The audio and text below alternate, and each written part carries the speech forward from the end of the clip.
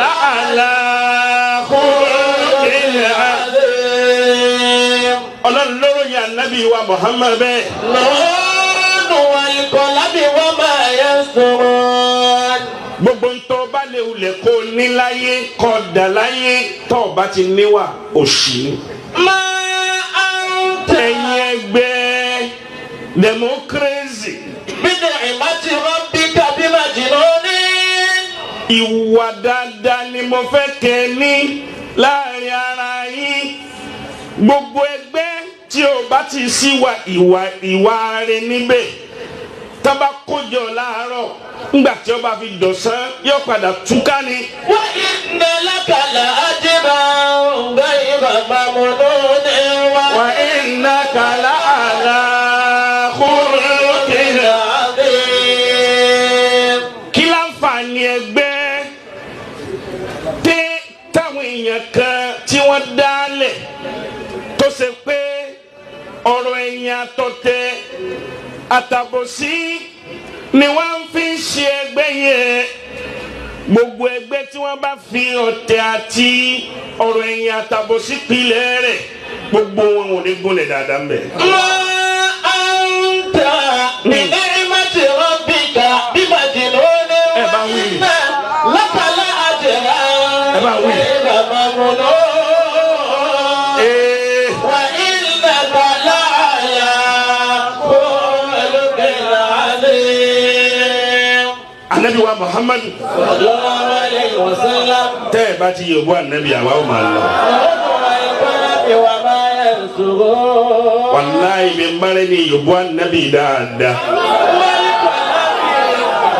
Wa ma yansurun. Chẹ́ńjì owó ó sáfẹ́rẹ́ níjọ́ kan fa nabi.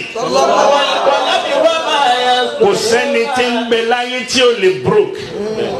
Tó o bá dé broke má lọ gbé àṣírí rẹ lọ bẹ́ni tí ó padà fi ọ́ sí yẹ̀yẹ́ lọ́la. Tó o bá broke ẹlòmíì gọ̀ ó gọ̀ gan. Wọ́n tó broke tó jásí pé gbà tí ó wà lọ́wọ́ ẹ̀ àwọn èèyàn wọ́n ń dìtẹ̀ rẹ̀ náà tẹ́lẹ̀. Ó wá broke ó lọ nanu lọ bẹ́ni tí ó fi ẹnu rẹ̀ pa tiẹ̀ jẹ́. Ìtọ́rọra sọ fún pẹ̀lẹ́pẹ̀lẹ́ gbogbo ayé ó ti wá gbọ́. Tó sì máa rú ìdájọ́ òun lọ́nà wọn tó gbé fún ọ lọ́la. Mo rẹ́ni tó broke lánàá tó sì dòní. Mo rẹ́ni tí ó wà òkè púpọ̀ lánàá ó lè ṣe rere fọ́tún ó ṣe rere fún sí ó ṣe rere fún wájú kò sẹ́ni tí ò ṣe rere fún. Atẹ́gùn gbà wá dé ó wá broke gbogbo àwọn tó ṣe rere fún òun náà ni wọ́n ń bú pé ó ti broke náà ayé rẹ̀ ti bàjẹ́ kò rí nǹkan kan ṣe. Wal qalami wa ma yansurun. Àmọ́ bá Ọlọ́run tó bá fẹ́ràn ẹrú ẹ̀ tí ń bá ń dá tí ń da fún yàn yóò mú àwọn àsìkò kan wá tí ń da yẹn yóò ṣe kìdí ẹ̀ tó bá mi ọ́ má lọ rojọ́ fún ẹni tí ó bá yé ẹ yé torí ò mọ tọ́lọ́ wọn tó padà tó gbéde padà torí yóò tó gbé champion wá padà tọ́rọ̀ da ẹni tó bá da tó bá broke lónìí Ọlọ́run ó padà tó gbé champion fún padà lọ́la. Anta bini'mati rabbika bimajnun. Wa innaka la'ala khuluqin azim. Wa innaka la'ala khuluqin azim. Kula Anabi wa lọ bá ìkànnú àwọn Yahudi kan wọ́n tó yorùbá Anabi yẹn ò dé kanjú kù. Wọ́n pè ní Zaidu bun Sa'anata. Bini'mati Àgbákò ni ó yà wèrè gan. rabbika bimajnun. Zaidu bun Sa'anata nínú àwọn àgbà kèfèrí ni. Anabi wa lọ yáwó. Anabi wa lọ yáwó lọ́wọ́ rẹ̀. Wọ́n sì jọ dájọ́ fúnra wọn níjọ́ báyìí lówó náà rẹ̀ di o níjọ́ báyìí lásìkò báyìí àṣẹ bí anabi ti lọ yáwó yẹn àwọn ìkan ro ẹjọ́ wọn gbọ́rọ̀ tá à ń sọ yìí bá anabi ti lọ yáwó yẹn inú kèfèrí yẹwudi inú rẹ̀ ti dùn Ọlọ́run ti mú wa bá mi èyí ṣe ọwọ́ hàn anabi lè mà lẹ́nu rẹ̀ kò ju bí ijọ́ mẹ́ta tó ń ṣe Ọlọ́run tó lọ yáwó lọ́wọ́ ọmọ sànẹ́tà Zaid ibn Sa'nata kò ju ijọ́ mẹ́ta lọ anabi sì dàbí oṣù kan fún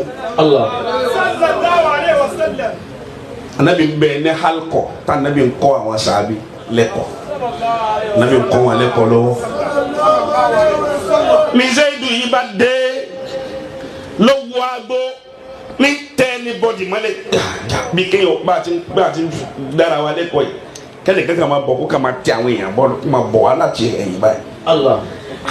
ayọ̀ wò pé tani lé kí ló dé ló bá déwájú ànábì. sallallahu alayhi wa sallam. bó ti déwájú ń ṣe Ọlọ́run. sallallahu alayhi wa sallam. kò sóko tí o gba ànábì tán. sallallahu alayhi wa sallam. kò sí ń jí o fa ànábì wé. sallallahu alayhi wa sallam. Muhammadu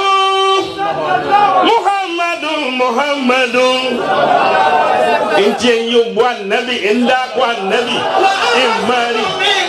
ìmàrí kí ara yẹn ọmọ ẹgbẹ́ fúkẹ́fúkẹ́. wà á jí màlúù mi nkà lámútẹ́lì ní nìṣá o. wà á jí màlúù mi nkà lámútẹ́lì ní nìṣá o. ló tẹ gbogbo àwọn sàábé mẹ́lẹ̀ déwájú ó ṣe Ọlọ́run. bó ti déwájú ó ṣe Ọlọ́run. ní Sayyidina Umaru bá fa ìdá yọ. ẹ mọ̀ pé Umaru burú tiẹ̀ bá a gẹ́dọ̀ sí. ká ní wèrè yìí ti ń bọ̀ yìí. tó sì tẹ gbogbo àwọn èèyàn mẹ́lẹ̀ tó fi déwájú ànábì wa.